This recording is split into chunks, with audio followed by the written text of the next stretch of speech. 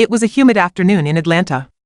The sky hung low and heavy, and the sirens had been screaming for almost 20 minutes before anyone really understood what had happened. At the center of it all stood a little girl, barely 12 years old, her hands trembling, eyes wet and burning with grief. Her name was Arianna Cole, the daughter of Marcus Cole, a decorated Navy SEAL veteran who had served his country for 15 years. He had survived combat tours, gunfire, and explosions, but he wouldn't survive a traffic stop in his own neighborhood. Marcus had been pulled over by 2 local officers earlier that day. Witnesses said it was over a broken taillight, but everyone in the neighborhood knew better. The confrontation escalated fast. Marcus tried to show his military ID, tried to explain he was unarmed, but within seconds, gunshots echoed across the block. Arianna watched it happen. She watched her father fall to the ground in front of her, and now, as his blood stained the concrete, Arianna stood there, holding the very weapon her father had taught her to use safely, his service pistol. She didn't want to use it. She didn't even remember picking it up. All she knew was that the men who killed her father were still standing there, hands on their own weapons, shouting at her to drop hers. Tears blurred her vision, but her voice was steady. "Why did you kill my daddy?" she cried, her finger trembling on the trigger. The street fell silent except for the distant wail of sirens. The 2 officers froze, unsure of what to do. They'd seen anger before, but this was something different. The kind of rage that only comes from love and loss mixed together in one unbearable moment. Then came the sound, a deep, synchronized thud of boots on pavement. The air changed. Shadows emerged from the end of the street. 13 men, all wearing black tactical gear with the insignia of SEAL Team 9, appeared in formation. No words were needed. Everyone on that street felt the shift immediately. These were not ordinary men. The officers instinctively stepped back, hands still hovering over their holsters. "Stand down," a deep voice commanded. The man at the front removed his helmet, revealing sharp eyes and a grim expression. It was Commander Elias Ward, Marcus's former unit leader, and his best friend. He approached Arianna slowly, keeping his hands open, his voice calm. "Arianna," he said softly, "it's me. Uncle Eli. You don't need to do this, kid." Arianna's eyes darted toward him. She remembered him. He used to visit their house, tell her stories about the missions he and her father went on. He was family. But the rage inside her was blinding. "They killed him," she whispered, her voice breaking. "They killed my daddy." "I know," Ward said quietly, glancing at Marcus's body. His jaw clenched. "And they're going to answer for it. But not like this. You're your father's daughter, he taught you better than this." The officers began to protest, shouting for everyone to back away, but the SEALs closed in, forming a wall between Arianna and the police. One of them muttered into his radio, calling higher command, perhaps. Another retrieved body cam footage from the officer's car. They already knew what was about to happen. This incident wasn't going to disappear quietly. Arianna's arms grew weak. The gun shook in her hands. Ward stepped closer, one slow step at a time. "He wouldn't want you to throw your life away," he said, voice heavy with emotion. "He fought so you could live, not die in the street because of hate." For a long moment, she said nothing. Then the gun slipped from her grasp and clattered onto the asphalt. The SEAL nearest to her stepped forward, catching her before she fell to her knees, and then she sobbed, loud, broken, heart-wrenching sobs that silenced everyone around her. Ward signaled to 2 of his men. "Take Marcus," he ordered. "He comes home with us." The SEALs lifted Marcus's body with military precision, wrapping him in the American flag that one of them carried folded in his vest. The crowd that had gathered nearby recorded everything, every word, every gesture. When reporters arrived hours later, they tried to ask questions. Who were the men in black? Why did they take the body? But nobody answered. The official police report would later claim the SEAL team interfered with an active investigation, but footage leaked online told the real story: an unarmed veteran shot in front of his child, and his brothers in arms stepping in to protect her when the system failed. In the days that followed, protests erupted across the country. The video of Arianna shouting, "Why did you kill my daddy?" went viral overnight. Millions watched, outraged and heartbroken, but behind the headlines, something else was happening. Commander Ward and his team quietly began gathering evidence, body cam footage, ballistic reports, and witness statements. They didn't trust the system to bring justice. They trusted each other. 3 weeks later, federal investigators arrived in Atlanta. The officers involved were placed under arrest for unlawful use of force and falsifying reports.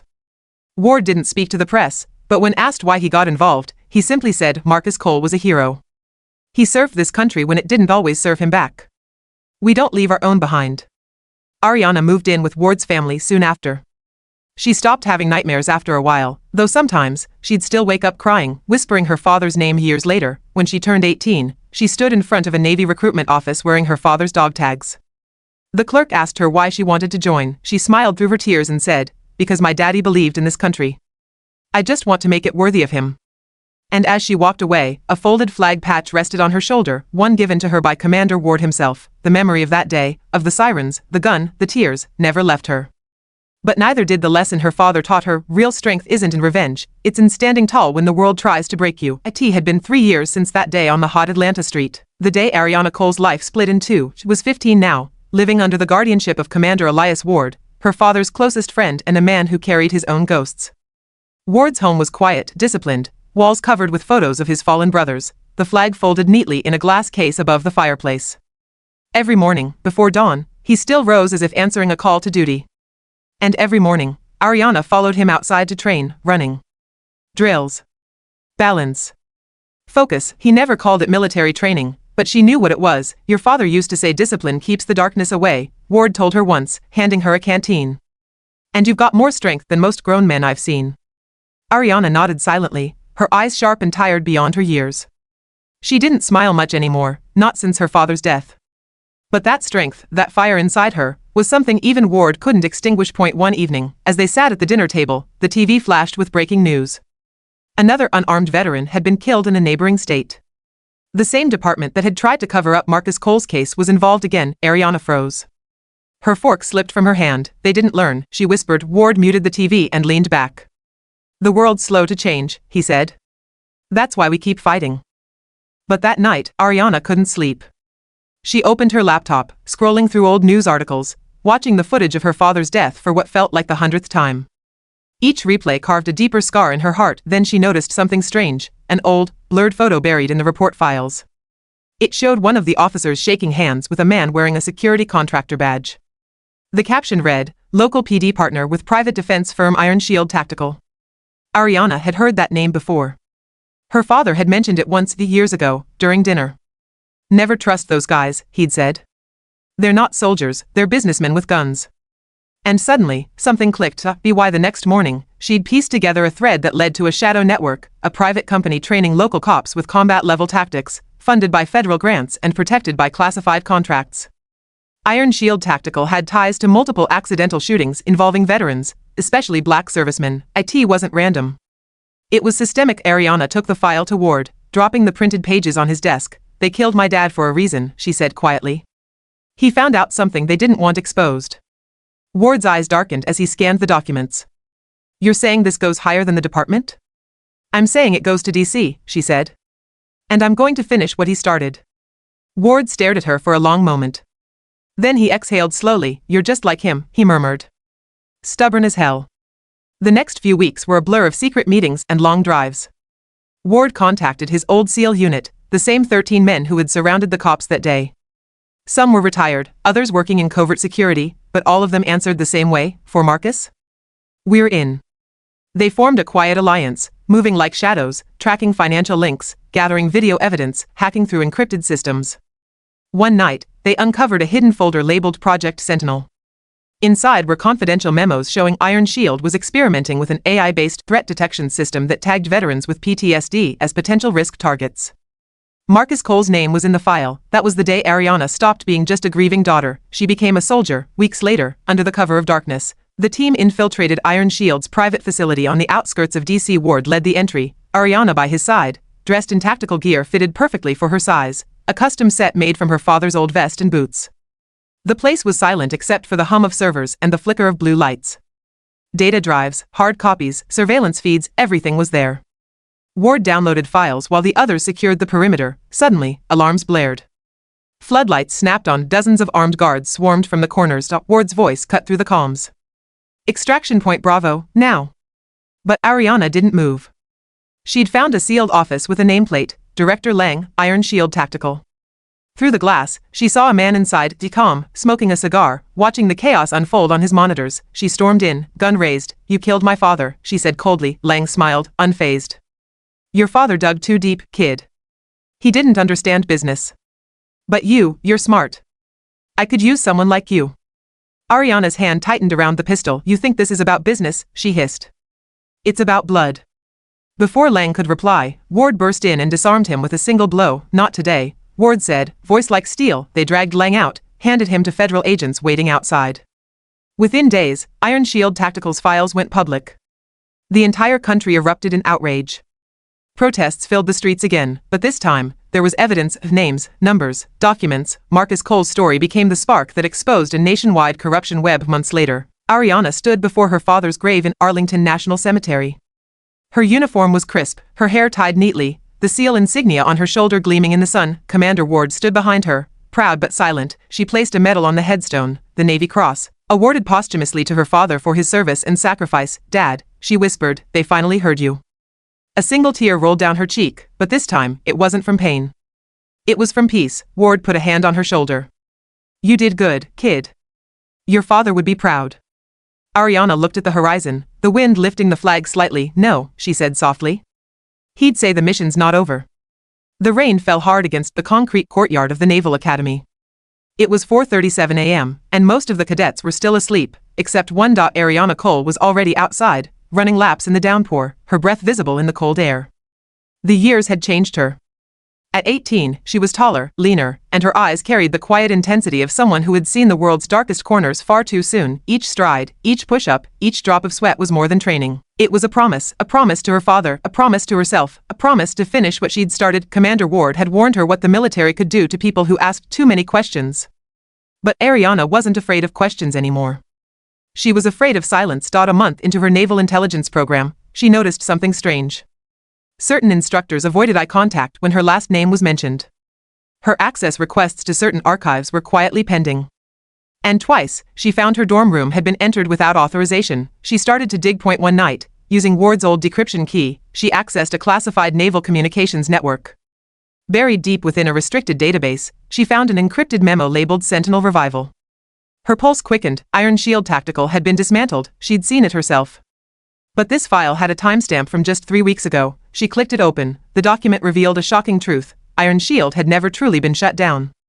Its assets and personnel were quietly absorbed into a new covert branch of the Defense Intelligence Bureau, under a project name she'd never seen before, Sentinel Rebirth. And the project's lead advisor, Director Langd, he wasn't in prison. He had been released and reassigned under national security exemption. Arianna's stomach turned cold. She thought it was over. She thought justice had been served. But the machine her father died fighting was still alive, more powerful than ever, now protected by government secrecy. The next day, Arianna went straight to Ward's house. He was older now, his hair more gray than black, but his voice still carried the weight of command. Poured coffee as she laid the documents on the table. "Lang's alive," she said. "They buried the investigation, Ward. Iron Shield didn't die, it evolved." Ward stared at the papers silently, jaw tight. "I knew something felt wrong. Too many strings got cut too neatly." "They're experimenting again," Arianna continued. "They've got a new list of targets, soldiers flagged as unstable assets. Veterans. Just like Dad." Ward closed his eyes for a moment. Then, quietly, he said, "We end it for good this time." That night, the two met with members of the old SEAL team. Some had families now, some had retired, but when Arianna spoke, every one of them sat in silence. "Project Sentinel isn't about defense," she said. "It's about control. They're labeling good soldiers as threats, using algorithms and fear to justify killing them before they can speak out. My father tried to stop it once. He died for it. But we won't let them restart it." Ward looked around the room. "We do this off the grid. No command, no clearance, no backup. If we're caught, we don't exist. Understood?" One by one, the men nodded. The war had come home again. Their first lead took them to a remote military contractor site in Nevada's Black Range Desert. According to satellite data, the location was officially inactive, but the thermal readings told another story. Arianna led the infiltration herself. Dressed in stealth gear, night vision strapped to her face, she moved with quiet precision. The others followed, silent, professional, ghosts in the dark. Inside the facility, they found hundreds of digital files, each one tagged with the name of a veteran flagged as a potential threat. The system used AI to predict who might turn against authority. It wasn't just profiling. It was preemptive targeting. Then Arianna saw something that froze her in place. Her own name. Cole, Arianna M. Risk level, critical, status, active monitoring. Her breath caught. "They're watching me," she whispered. Before anyone could react, an explosion tore through the west side of the compound. Lights flared, alarms screamed. Automated turrets activated from hidden walls, firing streams of bullets into the darkness. Ward tackled her behind cover, shouting, "They knew we were coming." Arianna's ears rang, her vision blurred, but then she heard a familiar voice crackle through the intercom. Well, said a smooth tone. The hero's daughter returns. I warned your father not to dig too deep. He didn't listen. Will you? Director Lang, face me, coward. Arianna yelled, firing at the glass observation deck above. Lang's silhouette smiled in the smoke. You can't kill a ghost, little girl. Sentinel is bigger than you. Bigger than any of us. Then the feed cut out, the SEALs fought their way out, grabbing as much data as they could before detonating the facility. The desert lit up with flames, smoke curling into the night sky like a warning to the world. Later, as they regrouped miles away in an abandoned safe house, Arianna sat in silence. Her hands were shaking, not from fear, but from fury. Ward placed a hand on her shoulder. You saw what I saw. They're rewriting the system. Turning heroes into enemies. Arianna clenched her fists. Then we expose them. Every name. Every file. No more hiding. Ward hesitated. They'll come after you, Arianna. After all of us. She looked him dead in the eyes. Let them. I'm my father's daughter. I don't run, I fight. The world didn't know it yet, but a new kind of war had begun, not one fought with armies or borders, but with truth, the code, and courage. Arianna Cole had become the spark of a rebellion that existed in the shadows, powered by every soldier who'd ever been betrayed by the system they swore to protect. And somewhere deep within the Pentagon, Director Lang watched her face appear on a monitor and muttered, just like your father, and just as dangerous. He turned to his assistant, activate the next phase. Project Sentinel is going live. The night was alive with tension. The sky above Nevada's desert glowed faintly orange where the fires from the destroyed Iron Shield compound still burned. But hundreds of miles away, in a hidden underground command room beneath the Pentagon, the war was just beginning. Director Lang stood before a massive digital display filled with red indicators, each one marking a leak, a destroyed data hub, or a missing operative. His jaw was clenched, his voice low and venomous. Wipe them out, he ordered. All of them. I don't care if they're in the desert or the White House. No one compromises Sentinel. His assistant hesitated. Sir, Cole's team has support from inside the military. If we move directly, it'll draw attention. Lang turned sharply. Then move indirectly. Make it look like a rogue terrorist cell. By the time the press finds out, they'll be ghosts. Meanwhile, deep in an abandoned Air Force hangar outside Phoenix, Arianna Cole and Commander Ward stood over a holographic map of the continental U.S., red lines tracing communication nodes connected to the new Sentinel mainframe. Every node represented a city: Los Angeles, Chicago, New York, D.C., each one quietly collecting biometric and psychological data from citizens through police and military systems. Sentinel wasn't just a weapon. It was surveillance wrapped in patriotism. Ward crossed his arms. They're watching everyone. Soldiers, cops, even civilians. This is how they control the narrative. Arianna's voice was low, hard. And they're doing it in my father's name. He died trying to stop this. Ward looked at her, pride and sorrow mixed in his eyes. Then we finish his mission. But we can't take this network down with bullets. We'll need proof, and the only copy of Sentinel's core exists in one place. He tapped the center of the map, the Citadel. Arianna leaned closer. That's Lang's new headquarters, right? Underground. Washington. 50 stories below DC, Ward replied. Armed like a fortress. AI defenses, automated turrets, quantum-locked servers. Nobody gets in without clearance. Then we get clearance, Arianna said. We'll steal it. 3 nights later, under the cover of a new moon, Arianna's small strike team, Ward, tech specialist Diaz, sniper Harlow, and recon officer Nash, boarded an unmarked aircraft. The mission: infiltrate the Citadel, download Sentinel's root code, and broadcast it to every independent network in the country before Lang could activate it fully. The call sign for the mission was Silent Storm. As the plane crossed into restricted airspace, Diaz worked furiously at his console. Firewalls looping, he muttered. We've got a 6-minute window before the Pentagon satellites see us. Arianna tightened her harness, eyes fixed ahead. 6 minutes is all I need. They jumped, they descended through the cold, humid air, the faint glow of DC flickering below. Arianna hit the ground silently, rolling into a crouch. The team regrouped and moved toward the entry tunnel, an abandoned metro line that led beneath the Pentagon. Ward whispered, remember, non-lethal until we have to. Arianna gave a sharp nod. Copy that. They moved like shadows through the dark tunnel, bypassing motion sensors and heat scanners. At the final gate, a biometric lock blocked their way. Arianna removed a small device from her pouch, a fingerprint scanner encoded with Lang's genetic data she'd stolen weeks earlier. The light turned green, the gate slid open. They entered the Citadel, The interior was massive, gleaming steel walls, white corridors lined with humming energy conduits, security drones hovering silently in perfect formation. It was less a building and more a living organism of data and power. As they advanced deeper, Ward signaled them to stop. Contact, North Hallway. 2 armed guards in sentinel armor rounded the corner. Before they could react, Arianna moved, swift, silent, precise. One disarmed, the other dropped with a clean elbow strike to the neck. Diaz whistled quietly. Remind me never to make her mad. Arianna smirked faintly. Too late. They reached the core chamber, a towering cylindrical room filled with rotating digital matrices. At its heart was the main console containing Sentinel's neural core, pulsing with blue light. Diaz began the download. I've got 30 seconds before the AI recognizes the breach. Arianna's heart pounded. Everything she'd fought for, all the pain, the grief, the years of training, had led to this. Then, the voice came through the intercom. Well done, Miss Cole. Leng, he stepped out from behind a row of data columns, flanked by armored agents. I wondered when you'd come knocking. Your father had the same stubborn streak. You know what it cost him. Arianna leveled her gun. You killed him because he wanted to expose this. Leng shook his head. No, Arianna. He died because he couldn't see the bigger picture. Sentinel isn't about control, it's about order. Safety. Predicting threats before they happen. The world needs it. Ward stepped forward, fury in his eyes. The world doesn't need your kind of safety. It needs truth. Leng smirked. Truth doesn't keep people safe. Power does. He pressed a small remote. The chamber's alarms blared, red lights flashing. Now let's see how well you handle power. Dozens of automated turrets descended from the ceiling, locking onto the team. Bullets exploded through the air. Ward shoved Arianna behind a console. Go. Get the data out. She yelled back, not without you. Go, he barked, firing at the turrets. Diaz shouted, uploads at 85%.